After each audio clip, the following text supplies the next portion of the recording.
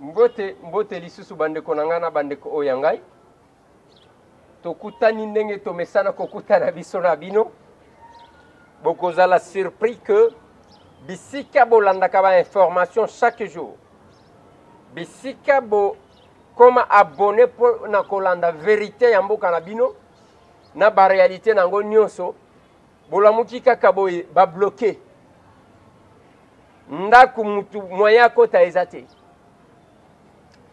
yango tobimeli na ba nzela oyoyo pona kopesa bino qu'est-ce qui se passe ou qu'est-ce qui s'est passé.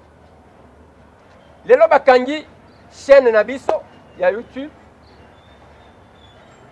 pona engulupa moko ya batu bamisusu bazana diaspora comme ba point de relais ya régime oyo ezali na Kinshasa depuis tozongaki ba menace ezali kopeze makasi yango te mutu ekobangisa biso to kosala ke biso totika to izalaki okura na yango depuis kuna tolobelaki na bandeko na biso na bandeko oya biso na États-Unis ke ba menace za makasi me yango te mutu kozangisa biso tozonga Congo. Lelo bakangi chaîne na biso ya YouTube tokomi wapi mokili mobimba raison bapesi balobi tokopesa ba information ya lokuta ya mibale balobi ke tozali kosala incitation à la haine ya misatu balobi ke tozali ko escroquer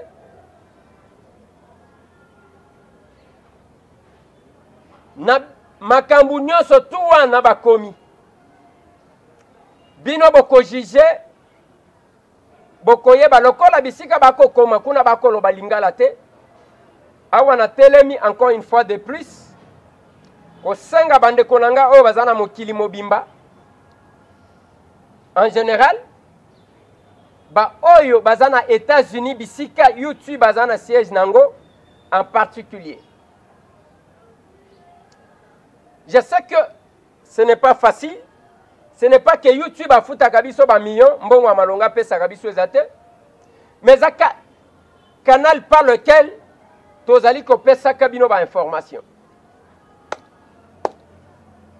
Première fois c'était que émission tosalana juge Ramazani ezalaki émission ya batu. Lelo ba sangani le régime na ba ramification na bango. Komi lokola makambo koleka na lingala nani akosambela biso. Ça fait très mal. Acte ya liboso ezalaki ba suspendre Daniel Saf le 2 pendant 60 jours donc yako chikolo baka na date ya le 2 janvier 2018. Nabutwa lelo bakeko tenter kokote pa Mike Mukebai. Et pananga en dépit ya babande passante na bango bakolekisaka na ba chaîne na bango contre biso bakangi chaîne la complicité ya bande na biso misusu o bazali komi benga ba combattant to ba résistant na régime ya Kinshasa. Ils sont arrivés là. Nazo regretté le komokote. Yangote mutu ekopekisanga ina koba na musala oyo. Je me battrai. Ti na suka ya souffle nanga. Eloko ata moko ekobangisa te. Je me battrai pour ce pays. Nayebi ndenge basalaka incitation à la haine te. Nayebi kokosa te. Certainement que naeza mutu. Nakopesa une information peut-être correcte te. Par rapport à ba source d'information. Mais ko vanda ko imaginer loko pona kokosa nga na ibakango te. Namoni bande comme so bako sepela. ba misusu bakotinda ba vidéo na ba message et pas ba ndeko na bango. Et ces gens-là sont dans la diaspora. Ils se passent pour des combattants. Ils se passent pour des résistants. Mais c'est une décision qui a été prise ici, exécutée par l'extérieur. Nous sommes en train de lancer un appel vibrant. Na bandeko nanga nyoso. Na bandeko oyanga. Musala oyo tokota yango en toute honnêteté, en toute sincérité, et tosalaka angele pona kokweya na mitambu ya batute.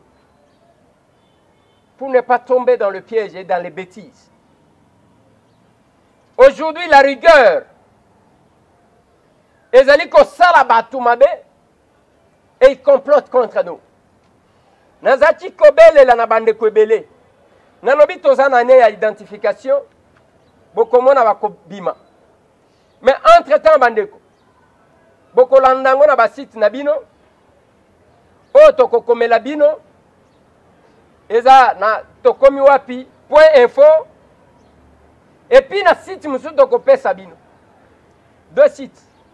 Mais entre-temps, on a qu'à réfléchir comment sortir Kobima, libella na YouTube.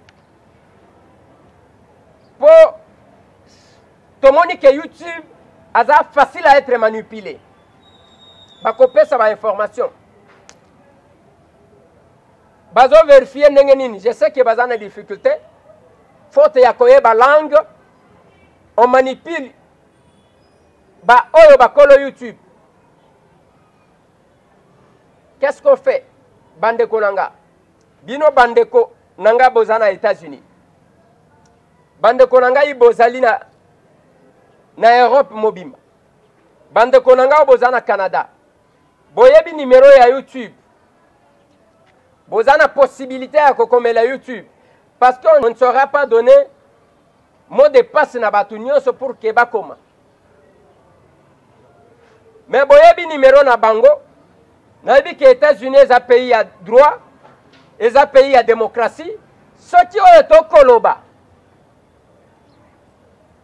Et Zali Kosala Batumi Kusana Kisasa. Il y a eu autant de réunions. Combien de rapports? On est en train de nous encercler. Avec la complicité à Judas Iscariote. Bande Konabiso, qui sont chargés d'exécuter la décision. Bao bazana diaspora. Awa bazolu kandenge nini yakoya kosimba biso nanzo. Pour porter atteinte à notre personne. Ils ont commencé par inventer des choses, écrire des mensonges à YouTube. Et voilà, on a fermé la chaîne. Comme YouTube ne parle pas la langue lingala, la langue de ce pays, allez va exécuter Mbalamoko. Bakosa la bonne. Ça me rappelle l'histoire moko ba yebsa kinga aux États-Unis. Congolais moko akeko sengazi. Tango azo vana na bandeko na ye baninga na ye. Bazo monter ndenge ni na kotiko samba na tongo tongo mutu moko akominyo so bayokanaki akomeli batu wana balobi boyamba yete akoyana bargima boye azalo kuta. Akokosa bino ki azaki médecin na Congo azalo kuta. On a gagné nini ye moko atikala kana Canada mutu mususu akota te. Deuxième jour, bayokani, balobaki na ye ke il faut babenga ba témoin. Tangu bavandi na baninga na ye, bayokani ke bakobenga numéro boy. Mutu wana kopie yango a glissé na se ya porte. Boy ambayete akopesa bino numéro boy ya batu wana eza montage. Jusqu'à ce qu'on a pris ces frères là, on l'a rapatrié na Congo. Ya tikali azodondwa na Canada parce que alinya koma sokinani. C'est la même chose qui nous arrive. Mais biso tozaba combattants, tozaba patriotes. Tomesana baku, ça fait mal, mais on se battra. Tozobele labino, ceux qui vont opter pour le silence, les amalam. Ceux qui vont kosala quelque chose, les akaka malam, parce que musala oyo. Des fois, ce que nous dépensons, souvent, ce que nous dépensons, ce n'est pas ce que YouTube nous paye.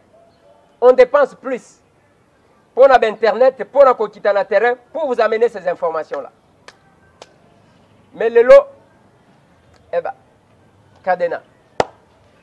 Sur base des mensonges, on nous a fermé la chaîne.